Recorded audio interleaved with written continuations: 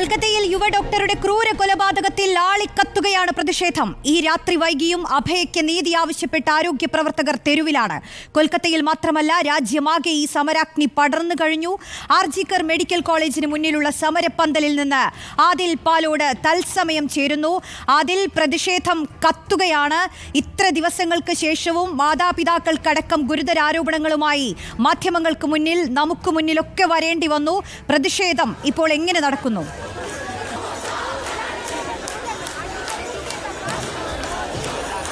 കഴിഞ്ഞ മണിക്കൂറുകളിൽ ആയിരക്കണക്കിന് വനിതകളാണ് ആർജിക്കർ മെഡിക്കൽ കോളേജിന്റെ മുൻവശത്ത് പല പ്രായത്തിലുള്ളവർ, ചെറിയ പെൺകുട്ടികളടക്കം വയോധികമാരടക്കമുള്ളവർ, പല തൊഴിലുകൾ ചെയ്യുന്നവർ ആർജിക്കർ മെഡിക്കൽ കോളേജിന് മുന്നിലെത്തി തങ്ങൾക്ക് നീതി വേണം, തങ്ങളുടെ മരണപ്പെട്ടുപോയ കൊല്ലപ്പെട്ട വനിതാ ഡോക്ടർക്ക് നീതി കിട്ടണം എന്നാവശ്യപ്പെട്ടുകൊണ്ട് പ്രതിഷേധം സംഘടിപ്പിച്ചത്.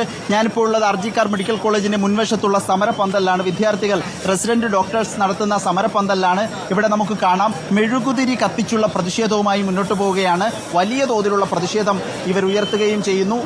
ചോര പുരണ്ട നീതി വേണം, ജസ്റ്റിസ്, നീതി ആവശ്യമാണ്, ഈ സേഫ്റ്റി ഇല്ലെങ്കിൽ തങ്ങൾ ഡ്യൂട്ടിക്കില്ല എന്നതടക്കമുള്ള മുദ്രാവാക്യങ്ങൾ എഴുതിയ പോസ്റ്ററുകൾ കാണാം. ഒപ്പം ചോര പുരണ്ട പ്രതീകാത്മകമായി ചോര തെറ്റിച്ച ജസ്റ്റിസ് ഫോർ അഭയ എന്നെഴുതിയ, ചുമന്ന മഷി കൊണ്ടെഴുതിയ സ്റ്റെതസ്കോപ്പും ഡോക്ടേഴ്സിന്റെ ഡ്രസ്സും കാണാം. ആ നിലയിൽ പ്രതിഷേധം സജീവമാക്കുകയാണ് ഇവിടെയുള്ള ഡോക്ടേഴ്സ്, റെസിഡന്റ് ഡോക്ടർമാർ. ഇവിടെയുള്ളവർ മാത്രമല്ല, കൂടുതൽ പേർ ഇവിടേക്ക് എത്തി ഇവർക്ക് പിന്തുണ അർപ്പിക്കുന്നതും കാണാൻ കഴിയുന്നുണ്ട്. വലിയ തോതിലുള്ള പ്രതിഷേധവുമായി മുന്നോട്ട് പോകും എന്ന് തന്നെയാണ് ഇപ്പോഴും ഡോക്ടർമാർ പ്രതികരിക്കുകയും ചെയ്യുന്നത്. റിപ്പോർട്ടർ ടിവിയോട് ഈ കൊല്ലപ്പെട്ട വനിതാ ഡോക്ടറുടെ മാതാപിതാക്കൾ പ്രതികരിച്ചിരുന്നു. അവർക്കും ആദ്യഘട്ടത്തിൽ കേസന്വേഷണത്തിൽ കടുത്ത അതൃപ്തിയും നിരാശയും ആരോപണങ്ങളുമുണ്ട്. അതൊക്കെ അവർ പ്രകടമാക്കുകയും ചെയ്തു. ആദ്യഘട്ടത്തിൽ ആശുപത്രി അധികൃതരുടെ ഇടപെടൽ കൃത്യമായിരുന്നില്ല എന്നതടക്കമുള്ള ആക്ഷേപങ്ങൾ ഉന്നയിക്കുകയും ചെയ്തിരുന്നു. വിദ്യാർത്ഥികൾക്കും അങ്ങനെയുള്ള ആവശ്യങ്ങളുണ്ട്. നീതി വേണം എന്നുള്ളതാണ് ഇവർ ആവശ്യപ്പെടുന്നത്. All doctors in the country are on strike. What do you demand when the Chief Minister says to end the strike? Okay, our basic demand is very clear. First of all, from the very first day, we just want the justice. It simply means we want to find out the main culprit, who is the main culprit, and his appropriate punishment, that is the capital punishment, which we are demanding from the very first day. Okay, and the second demand is also very clear, not only for this medical college or not only for this workplace. We want the safety for all women, mainly the female, and also for the all who are working in the private place or in the government place. They must have provide the basic safety so that we feel safe in our workplace. കൂടുതൽ പ്രതികരണത്തിലേക്ക്, what doubts you have regarding the case? See, our primary demand now is for the CBI and the investigating officials to confirm whether one or more persons were involved in this case, and the arrest of all the culprits with incriminating evidence before court. And this is what we are asking for as of now. And the another demand is that the mob attack, which you should be aware of, which happened on the eve of Independence Day. So we would like the administration to be to take responsibility for the same and answer us as to why it happened, who were responsible, and arrest of all the people who were involved in the attack on 15th of August. ഈ നിലയിൽ തന്നെയാണ് കൃത്യമായ നീതി ആവശ്യപ്പെട്ടുകൊണ്ടുള്ള സമരമാണ്. How long will continue the strike? Okay, so our demands are very basic. As soon as they are met, we will try to resume. Actually, everyone is working. Like the junior resident doctors are on strike, but our faculty members and our seniors, everybody is working. The hospital is running at its full capacity. Our demands are very basic. We want justice for our sister, who was brutally, I cannot even recollect the incident. It's so brutal. We want justice for her. We want the government to ensure workplace security. And thirdly, we want the authorities who are present on that day to take responsibility for the things that has happened over here. Were there attempt to destroy the evidence here? Yes, of course there was an attempt on the eve of the 15th of August. Ironically, the eve of Independence Day of India, 78th Independence Day of India, a band of hooligans came running into our hospital and they tried to vandalize everything around here. They even vandalized our emergency department. 7,000 people. I am not exactly aware of the number, but there was a mob. It was a huge mob. Okay. So they tried to vandalize. They even tried to reach the crime scene running through the stairs. But fortunately, they were not able to reach the crime scene, but they destroyed all the floors below them. You can see our ER is broken, but still our senior doctors are continuously providing service even through the broken ER. ഈ നിലയിൽ ഇവിടെ ഒരാൾക്കൂട്ടം ഇരച്ചെത്തുകയും ഒപ്പം തെളിവുകൾ നശിപ്പിക്കാനുള്ള കൃത്യമായ ശ്രമം ഉണ്ടാവുകയും ചെയ്തു എന്നത് വ്യക്തമാണ്. അതാണ് ഇവർ ആരോപിക്കുകയും ചെയ്യുന്നത്. നീതി വേണം എന്ന ആവശ്യം അത് ന്യായമാണ്. അതിന് അധികാരികൾ ഉത്തരം പറഞ്ഞേ തീരൂ. CBIയുടെ അന്വേഷണമാണ് ഇനി മുന്നിലുള്ള പ്രതീക്ഷ. അത് എത്രത്തോളം വിജയകരമാകും എന്നുള്ളതാണ് ഇനി അറിയേണ്ടത്. ഇവിടെയാകെ ഒരു പ്രതിഷേധത്തിന്റെ അന്തരീക്ഷമാണ്.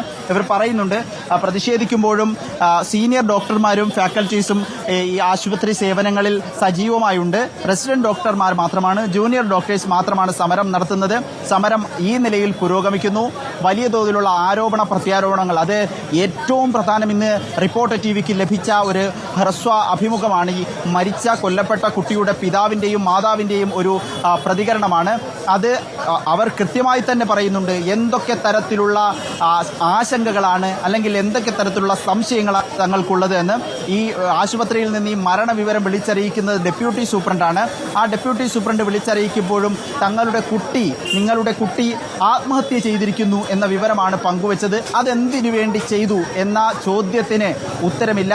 ഒപ്പം പിന്നീട് തൊട്ടു പിന്നാലെ കൊലപാതകം നടന്ന് തൊട്ടു പിന്നിലുള്ള ദിവസങ്ങളിൽ ഇവിടെ ഈ ക്രൈം നടന്ന ക്രൈം സീൻ സീൽ ചെയ്യാതെ തൊട്ടടുത്തുള്ള റൂമുകൾ അറ്റകുറ്റപ്പണിക്കായി തുറന്നുകൊടുക്കുകയും നിർമ്മാണ തൊഴിലാളികളെ നിർബാധം അകത്തേക്ക് കയറ്റുകയും ചെയ്തു. തെളിവുകൾ നശിപ്പിക്കാനുള്ള സാധ്യതകൾ, വഴികൾ തുറന്നിട്ടു എന്നുള്ളതാണ്. ഏതായാലും ഇതിനൊക്കെ ഒരു ഉത്തരം വേണം. ആ ഉത്തരത്തിലേക്ക് CBI എത്തുമോ എന്നുള്ള ചോദ്യമാണ് ഇപ്പോൾ ഉയരുന്നത്. റോഷ്നി, അതിൽ ഈ ദേശീയ വനിതാ കമ്മീഷന്റെ റിപ്പോർട്ടിൽ അവരുടെ നിരീക്ഷണങ്ങളിലൊക്കെ പറയുന്ന ഗുരുതരമായ ചില കാര്യങ്ങളുണ്ട്. അതായത് ആശുപത്രി അധികൃതരുടെ ഭാഗത്തു നിന്ന് വന്ന വലിയ വീഴ്ചകൾ, പിന്നാലെ പോലീസിന്റെ ഭാഗത്തു നിന്ന് വന്ന വലിയ വീഴ്ചകൾ, സർക്കാർ ഇടപെടലിലുണ്ടായ വലിയ ഗുരുതരമായ പ്രശ്നങ്ങൾ, അത് ഹൈക്കോടതി വരെ ചൂണ്ടിക്കാട്ടിയ സാഹചര്യം, അതെല്ലാം ഉന്നയിച്ചുകൊണ്ടാണ് ഇപ്പോൾ ആരോഗ്യ പ്രവർത്തകർ സമരവുമായി പ്രതിഷേധവുമായി തെരുവിലുള്ളത്. അവർ എന്തൊക്കെ കാര്യങ്ങളാണ് സംസാരിക്കുന്നത്? അതിൽ പ്രതിഷേധക്കാർ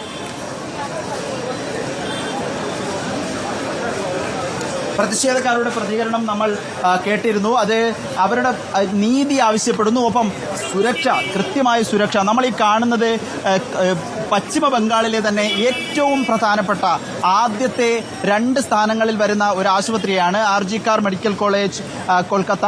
ഇവിടുത്തെ എമർജൻസി വിഭാഗമാണ് അടിച്ചു തകർത്ത് അതിക്രമികൾ അകത്തേക്ക് കയറിയത്. ഇതിന്റെ 4ാം നിലയിലാണ് ഞാനിപ്പോൾ നിൽക്കുന്ന.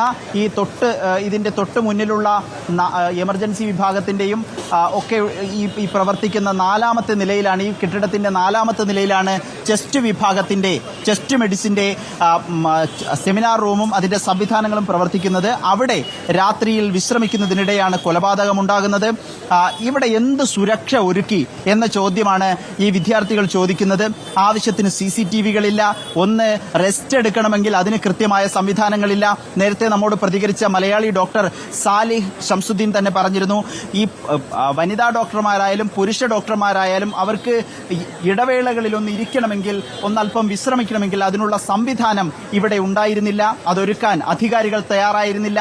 ഇതിന്റെ തുടക്കം മുതൽ, ഈ കൊലപാതകത്തിലേക്ക് നയിക്കുന്ന കാരണങ്ങൾ മുതൽ, അതിനുശേഷം തെളിവുകൾ നശിപ്പിക്കാൻ ശ്രമിച്ചത് വരെയുള്ള കാര്യങ്ങളിൽ സർക്കാർ സംവിധാനങ്ങൾക്ക് വീഴ്ച സംഭവിച്ചിട്ടുണ്ട് എന്ന കാര്യത്തിൽ സംശയമില്ല. ഞാനിപ്പോൾ ഈ ദൃശ്യങ്ങൾ ഒന്നുകൂടി കാണിക്കാം. ഇത് അടിച്ചു തകർത്ത് അതിക്രമികൾ കഴിഞ്ഞ ദിവസം ഇവിടേക്ക് കയറിയതിന്റെ ദൃശ്യങ്ങൾ ഇപ്പോഴും അത് നമുക്ക് ദൃശ്യമായി തന്നെ കാണാം. അത് മാറ്റിയിട്ടില്ല. മുഴുവൻ അടിച്ചു തകർത്ത് 2ാം നില വരെ കയറി. പക്ഷേ ക്രൈം സീനിനടുത്തേക്ക് അവർക്ക് എത്താൻ കഴിഞ്ഞിട്ടില്ല എന്നാണ് പോലീസ് പറയുന്നത്. 30ഓളം പേരെ ഇതിനോടകം അറസ്റ്റ് ചെയ്ത് പോലീസ് റിമാൻഡ് ചെയ്തിട്ടുണ്ട്, കോടതിയിൽ ഹാജരാക്കി റിമാൻഡ് ചെയ്തിട്ടുണ്ട്. ആ നിലയിലുള്ള അന്വേഷണവും പുരോഗമിക്കുന്നു. ഇത് ആരാണ് ഇതിന് പിന്നിൽ പ്രവർത്തിച്ചത്? 7000-ഓളം പേർ, ആരെന്നറിയാത്ത, എവിടെ നിന്ന് വന്നു എന്നറിയാത്ത 7000-ഓളം പേർ ഇവിടേക്ക് അപ്രതീക്ഷിതമായി കടന്നു വരുന്നു, സമരക്കാരെ അടിച്ചൊതുക്കുന്നു.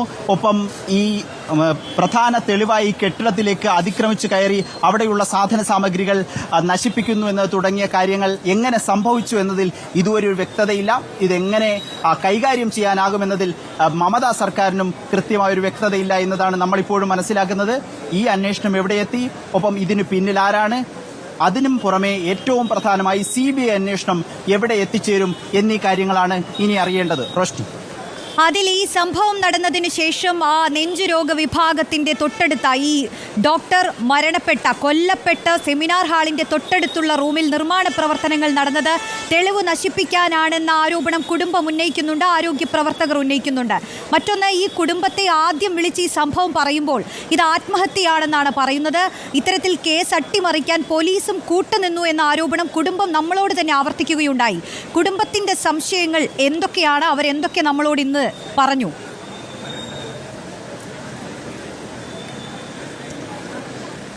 ആദ്യം പറഞ്ഞ കാര്യത്തിലേക്ക് വന്നാൽ, ഈ 4-ാം നിലയിൽ സെമിനാർ മുറിയിലാണ് ഈ സംഭവം, ഈ കൃത്യം നടക്കുന്നത്. അതിന് തൊട്ടടുത്തുള്ള ഒരു ഭാഗം, തൊട്ടടുത്തുള്ള ഒരു മുറി അറ്റകുറ്റപ്പണിക്കായി തൊട്ടടുത്ത ദിവസം തുറന്നു എന്നുള്ളതാണ്. നമുക്ക് ഈ ചുവരുകളിൽ കാണാം, ജസ്റ്റിസ് ഫോർ അഭയയ്ക്ക് നീതി വേണം എന്ന് ആവശ്യപ്പെട്ടുകൊണ്ട് പ്രതീകാത്മകമായി ചിത്രങ്ങൾ ആലേഖനം ചെയ്ത പോസ്റ്ററുകൾ ഈ ക്യാമ്പസിൽ മുഴുവൻ